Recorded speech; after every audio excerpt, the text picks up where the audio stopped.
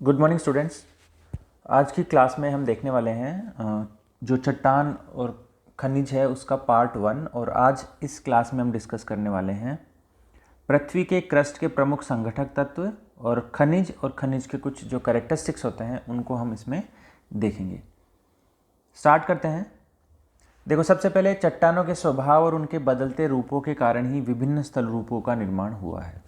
विभिन्न स्थल रूप मतलब जो भी आप अपने आसपास स्थलाकृतियाँ देखते हो, जो भी आप अपने आसपास टोपोग्राफी देखते हो, उसका निर्माण हुआ है क्योंकि चट्टानों का स्वभाव बदला है, उनमें परिवर्तन आए हैं, आग्नेय से अवसादी और कायांतरित चट्टानें बनी हैं। इसके वजह से ही विभिन्न स्थल रूप निर्मित हुए हैं। समय के अनुसार उनके आकार रूप में परिवर्तन होता है, स्थान स्थान पर उनमें आपको विभिन्नताएँ देखने को मिलती हैं। और ये जो चीज़ है इससे हमें पता लगता है कि जो भौगोलिक अध्ययन है या जो भूगोल का अध्ययन है उसमें चट्टानों का कितना महत्व है। अब देखोगे कि पृथ्वी का जो बाहरी मंडल है उसको क्रस्ट, भूपर्पटी या पपड़ी के नाम से जाना जाता है, जो कि किस अवस्था में पाया जाता है? ठोस अवस्था में मिलता है, और जिसका औसत घनत्व जो है वो लगभग 2.7 ग्राम प्रति घन सेंटीमीटर के आसपास आपको देखने को मिलता है। साधारण अर्थों में यदि आप बोलोगे तो क्रस्ट के कठोर और प्रतिरोधी चट्टानों को प्रतिरोधी पदार्थों को चट्टान कहा जाता है। चट्टान या शैल या रोक किसको कहा जाता है? जो क्रस्ट के कठोर और प्रतिरोधी चट्टान हैं, प्रतिरोधी पदार्थ हैं, उनको हम कहते हैं चट्टान। किंतु भूगोल और भूगर्भ शास्त्र में चट्टान शब्द का प्रयोग थोड़े से व्यापक अर्थ में करा जाता है। इसके अंतर्गत क्या होता है? इसके अंतर्गत पपड़ी के कठोर और कोमल, मतलब जो भी क्रस्ट का जो भी भाग है वो सब चट्टान के अंतर्गत सम्मिलित किया जाता है। अतः यदि आप चट्टान की होलिस्टिक परिभाषा लोगे तो उसमें क्या आएगा? संपूर्ण परिभाषा जो होगी चट्टान की वो क्या होगी? चट्टान के अंतर्गत न केवल कठोर पदार्थ जैसे कि ग्रेनाइट, बलुआ पत्थर और संगमरमर, इसके साथ ही कोमल और ढीले पदार्थ जैसे चौक, मिट्टी, रेत, नमक, कोयला आदि को भी सम्मिलित किया जाता है। इसका मतलब हुआ कि कठोर हो, प्रतिरोधी हो या कोमल हो, सारे पदार्थ जो आपके क्रस्ट पे पाए जाते हैं वो सब किसके अंतर्गत सम्मिलित किए जाते हैं? चट्टान या शैल के अंतर्गत सम्मिलित किए जाते हैं। अब आप देखोगे कि जो पृथ्वी का जो क्रस्ट है उसके प्रमुख संगठक तत्व कौन कौन से हैं। मतलब जो क्रस्ट है वो किस किस प्रकार के शैलों से, किस किस प्रकार के खनिजों से, पदार्थों से मिलके बना है। देखो, पृथ्वी का जो संपूर्ण क्रस्ट है उसका लगभग 98% 98% भाग जो है वो 8 तत्वों से मिलकर बना है। वो 8 तत्व कौन कौन से हैं? वो हैं आपके oxygen, silicon, aluminium, iron, calcium, sodium, potassium और मैग्नीशियम। ये जो है प्रमुख 8 तत्व हैं। ये आपके जो क्रस्ट है उसका 98% भाग निर्मित करते हैं। इसके अलावा अल्प मात्रा में जो पदार्थ पाए जाते हैं उनमें से कौन कौन से हैं? उनमें है आपके titanium, hydrogen, phosphorus, manganese, sulphur, carbon, nickel और अदर जो पदार्थ हैं वो। तो जो प्रमुख पदार्थ हैं वो आपको देखने को इसमें मिलते हैं 8, जिनका मैंने आपको भी बताया। यदि आप वेट के हिसाब से लोगे तो क्रस्ट का लगभग 75% भाग ऑक्सीजन और सिलिकॉन से निर्मित है। और ये दोनों जो पदार्थ हैं ये इनफैक्ट ये सारे ही जो तत्व हैं ये पृथ्वी पर जीव जंतु और वनस्पति के अस्तित्व के लिए अत्यावश्यक या अनिवार्य तत्व हैं।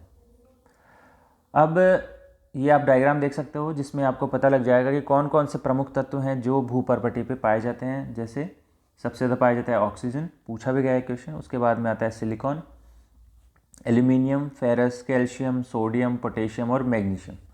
तो ये प्रमुख 8 तत्व हैं।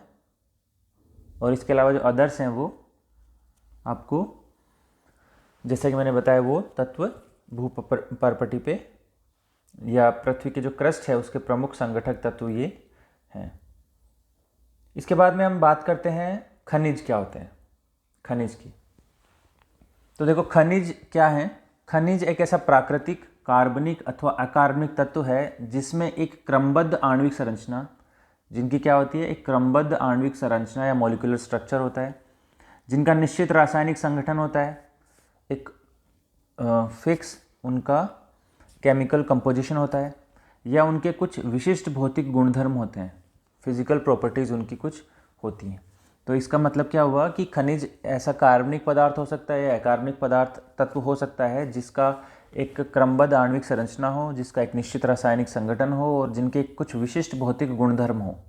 इनको हम कहेंगे क्या? खनिज। खनिज का निर्माण दो या दो से अधिक तत्वों से मिलकर भी हो सकता है, लेकिन कभी कभी जो तत्व हैं एक ही तत्वों से मिलकर खनिज बनते हैं। जैसे आप देखोगे तो सल्फर, तांबा, चांदी, सोना, ग्रेफाइट, ये सारे जो एग्जाम्पल हैं वो किस प्रकार के हैं? ये एक तत्वीय खनिज हैं, मतलब ऐसे खनिज जिसमें केवल एक तत्व पाया जाता है और कुछ में आपके दो या दो से अधिक तत्व भी देखने को मिल सकते हैं। खनिजों को यदि क्लासिफाई करते हैं तो हम सामान्यतः दो जो इनको वर्गीकृत करते हैं तो उसको धात्विक और अधात्विक, धात्विक या फिर गैर धात्विक प्रकार में वर्गीकृत करते हैं। तो देखो धात्विक क्या होते हैं? धात्विक खनिज वो खनिज होते हैं जो सामान्य तौर पर चिकनी और चमकदार सतह वाले होते हैं, जिनकी सतह जो होती है चिकनी और चमकदार होती है। जैसे एग्जाम्पल देखोगे आप इसका, सोना, चांदी, सोना, तांबा, सीसा आदि जो खनिज है वो आपके धात्विक खनिज हैं। इसके अलावा अधात्विक खनिज क्या है? अधात्विक खनिज ऐसे हैं जिन पे चमक नहीं पाई जाती, जिनकी सतह धुंधली होती है, यह सूर्य की किरणों को परावर्तित नहीं कर सकते। जैसे एग्जाम्पल जिप्सम हो गया, क्वार्ट्स हो गया, अभ्रक हो गया, ये सारे जो आपके खनिज हैं ये कहलाते हैं गैर धात्विक खनिज। इसमें धातु के अंश नहीं पाए जाते। तो धात्विक और गैर धात्विक। इसके अलावा भी हम खनिजों को अन्य प्रकारों से वर्गीकृत कर सकते हैं, उसको हम बाद में डिटेल में लेंगे। ये एक जनरल क्लासिफिकेशन था कि धात्विक और अधात्विक, मतलब जिनमें धातु के गुण पाए जाते हैं वो धात्विक खनिज और जिसमें नहीं पाए जाते वो अधात्विक खनिज। तो ये हो गया खनिज। इसके अलावा आप देखोगे कि जो क्रस्ट में पाए जाने वाले पदार्थों का लगभग 99% भाग किससे निर्मित होता है? चट्टानों और खनिजों से निर्मित होता है। ठीक। इसके बाद में कुछ चट्टानों में उपयोगी खनिज भी पाए जाते हैं जो हमें धातु और रसायन प्रदान करते हैं। ऐसा माना जाता है कि क्रस्ट की चट्टानें लगभग 2000 खनिजों से निर्मित हैं, मतलब इतने प्रकार के खनिज क्रस्ट की चट्टानों में पाए जाते हैं। लेकिन इनमें जो है केवल 6 खनिजों की प्राधान्यता होती है। 6 खनिज कौन कौन से हैं? फेल्सपार, क्वार्ट्ज, पायरोक्सिन, एम्फिबोलाइट्स, अभ्रक और ओलिवाइन। ये 6 खनिज हैं जिनकी सर्वाधिक अधिकता पाई जाती है। इसके अलावा टोटल यदि आप देखोगे तो लगभग 2000 खनिज पृथ्वी के क्रस्ट पर आपको देखने को मिलते हैं।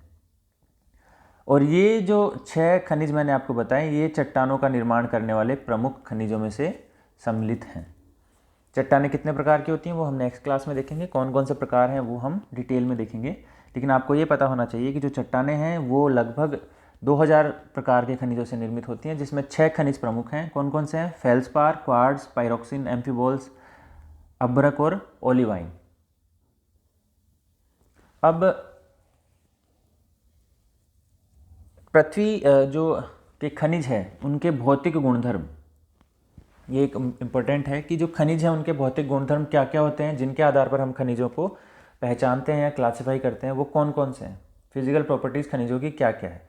तो देखो, खनिजों के अलग अलग भौतिक गुणधर्म होते हैं जिनका उपयोग खनिजों को सही पहचान करने में किया जाता है। ठीक है, कौन कौन से भौतिक गुणधर्म होते हैं? सबसे पहला होती है क्रिस्टल संरचना।